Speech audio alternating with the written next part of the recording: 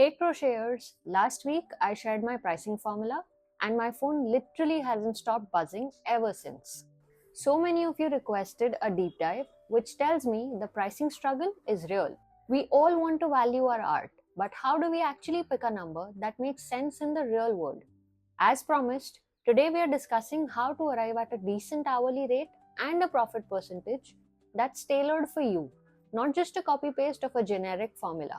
Stay until the end for the full breakdown and actual numbers using my toasted marshmallow hat as an example. And I'll also tell you about my automated calculator, which you could use or share with someone you may know that might need help with pricing. Before we start, take a breath. Pricing is emotional, but we'll try to look at it with logic. We start with the reverse salary method. Let's look at the market in India. A realistic minimum wage for an 8-hour shift is roughly between Rs 15,000 to Rs 25,000. If you do the math, that averages to about 240 hours a month and Rs 83 per hour. I know this feels too low for handmade art, but this is the bare minimum.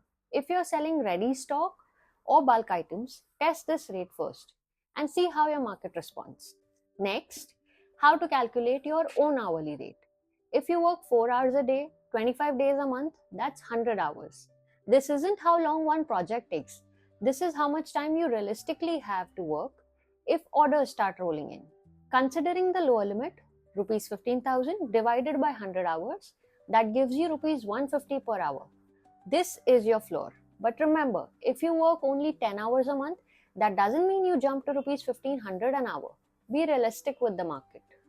And if you're doing intricate work like mosaic work or Irish lace or a custom work that takes extra mental energy, not to mention the frogging you may actually do to achieve that perfect fit when making a garment, your skill has a premium. Adjust that rate up, but know where to stop so you don't become exorbitant. Don't compare yourself to brands or luxury labels. Look at makers like yourself. Estimate their time versus their price. Understand where your work fits into that reality. Now, let's talk about profit. Profit isn't your salary, it's for reinvesting. 15% to 20% is great for ready items. This is your wholesale price. But for unique complex techniques that fewer people are offering or customized retail items, which could mean yarn leftovers, you can and you should go slightly higher. Customization is where handmade shines. Now, let's look at my toasted marshmallow hat. Materials are Rs 500. It's an intermediate skill because of course I'm using fur, and I will go by the rate 150 per hour. It takes me about 2 hours to make and join all my squares. Since the pattern is also mine, I don't have any overheads. But this is where you would factor in the cost for buying a pattern or doing research if needed. That's labor 300 rupees, materials 500 rupees. That's 800. Now add a 20% profit and the final price is 960 rupees. This doesn't include shipping because those rates vary wildly. It's always best to charge actuals at checkout. Now, here is the hard truth. If this method gives you a price your market won't bear, as the CEO of your brand, you have to make a choice.